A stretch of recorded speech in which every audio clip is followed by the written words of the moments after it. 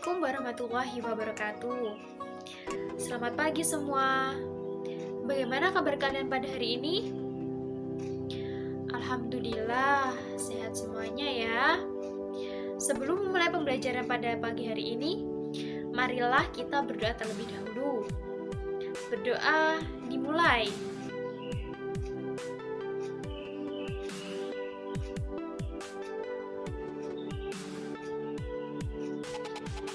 Selesai.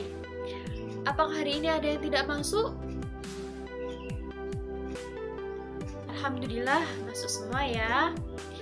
Nah, pada minggu kemarin kita sudah mempelajari materi tentang permutasi dan kombinasi. Pada pertemuan kali ini kita akan belajar tentang peluang kejadian majmuk. Untuk tujuan pembelajaran pada kali ini, yang pertama adalah memahami konsep peluang kejadian majmuk. Yang kedua, menyelesaikan masalah yang berkaitan dengan peluang kejadian majmuk. Apakah kalian tahu apa itu peluang kejadian majmuk? Ada yang tahu tidak? Nah, benar. Peluang kejadian majmuk itu adalah rangkaian beberapa kejadian yang dihubungkan dengan kata dan atau dilambangkan dengan huruf seperti U tapi dibalik, atau biasanya dibaca dengan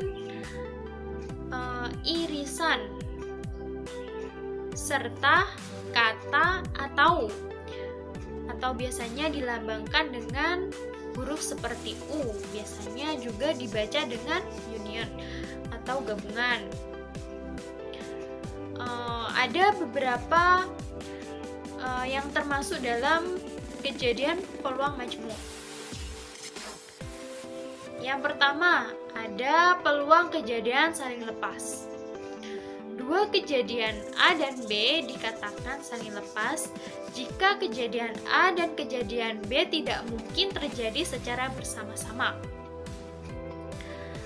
Peluang kejadian saling lepas dapat dirumuskan P besar dalam kurung A union B atau P besar dalam kurung A atau B itu sama dengan peluang kejadian A ditambah peluang kejadian B. Untuk gambar peluang kejadian saling lepas adalah seperti di samping saya ini. Berikutnya adalah contoh dari peluang kejadian saling lepas. Dua dadu dilempar. Peluang munculnya mata dadu jumlahnya 10 atau 11 adalah, biasanya untuk ciri-ciri peluang kejadian saling lepas itu ditandai dengan kata atau. Nah, di sini ada kata atau. Baik, kita selesaikan soal ini. Yang pertama, kita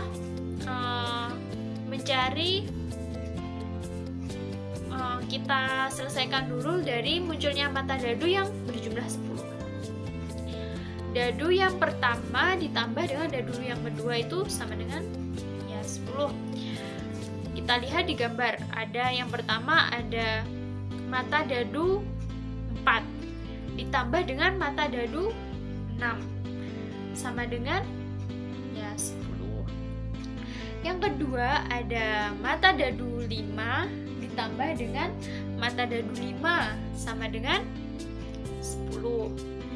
Yang ketiga ada mata dadu 6 ditambah dengan mata dadu 4 sama dengan 10. Jadi untuk peluang kejadian A-nya itu adalah 3/36. Bu, kok bisa dapat 3 sih? Ya, tadi kan kejadiannya itu ada berapa tadi? Yang pertama itu 4 ditambah 6. Yang kedua 5 ditambah 5.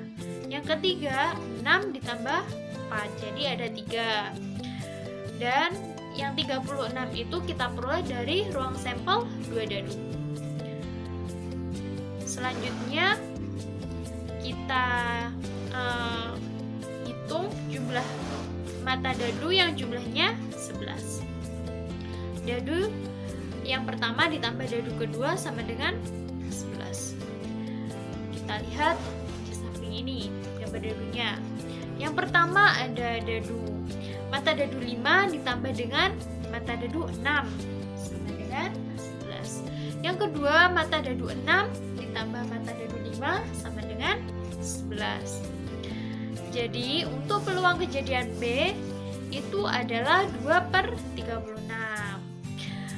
Nah, untuk peluang kejadian saling lepasnya itu adalah P besar dalam kurung A atau B sama dengan peluang kejadian A ditambah peluang kejadian B. Nah, peluang kejadian A-nya tadi adalah 3/36 dan peluang kejadiannya yang B 2/36. Jadi hasilnya adalah 5/36. Yang kedua, ada peluang kejadian saling bebas. Dua kejadian A dan B dikatakan saling bebas jika kejadian A tidak mempengaruhi peluang terjadinya kejadian B, dan sebaliknya. Jika kejadian B tidak mempengaruhi peluang terjadinya kejadian A.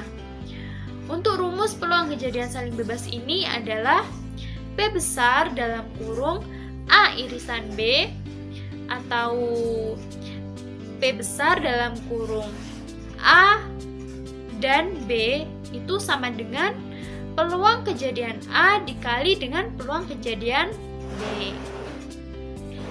Selanjutnya untuk contoh dari peluang kejadian bebas. Pada pelemparan sebuah koin dan sebuah dadu, berapa peluang munculnya gambar pada koin dan mata dadu ganjil pada dadu? Kita menggunakan rumus peluang kejadian bebas. P besar dalam kurung A irisan B atau P besar dalam kurung A dan B sama dengan peluang kejadian A dikali dengan peluang kejadian B. Untuk peluang kejadian A, kita misalkan peluang muncul gambar pada koin. Nah, tadi koinnya dilempar berapa kali? Ya, benar, 1 kali. Jadi, yang muncul adalah angka berapa? Angka 1 dan gambarnya 1. Jadi, yang ditanyakan di sini adalah peluang munculnya gambar pada koin. Jadi, sama dengan 1/2. Untuk 2-nya ini adalah ruang sampelnya.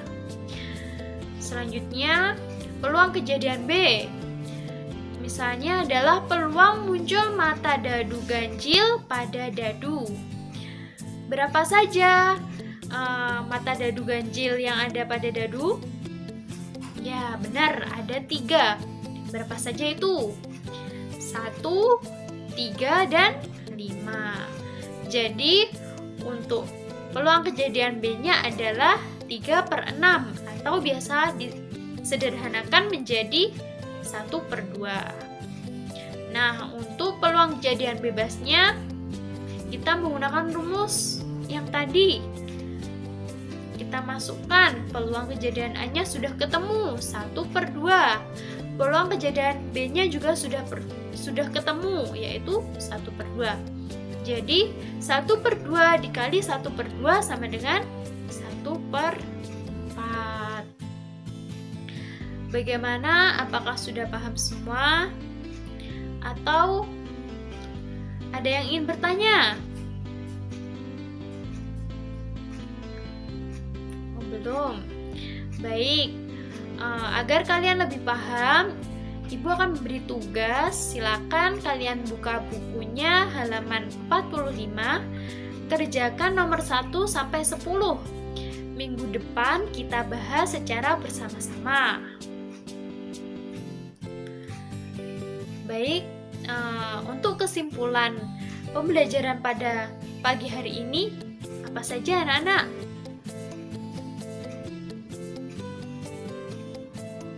Ya, yang pertama tadi ada peluang kejadian saling lepas. itu terjadi apabila kedua kejadian tidak dapat terjadi secara bersamaan.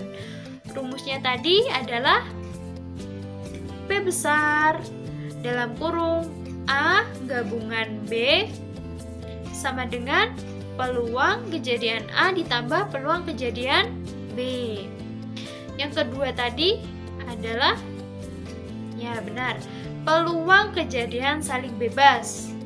Peluang kejadian saling bebas ini terjadi apabila peluang kejadian pertama tidak dipengaruhi oleh kejadian yang kedua, dan peluang kejadian yang kedua juga tidak dipengaruhi oleh peluang kejadian pertama. Rumusnya tadi apa? Ya, P besar dalam kurung A irisan B atau P besar dalam kurung A dan B sama dengan peluang kejadian A dikali peluang kejadian B. Baik, terima kasih untuk anak-anakku telah memperhatikan penjelasan dari Ibu. Sebelum mengakhiri pembelajaran pada pagi hari ini, marilah kita berdoa terlebih dahulu. Berdoa, mulai.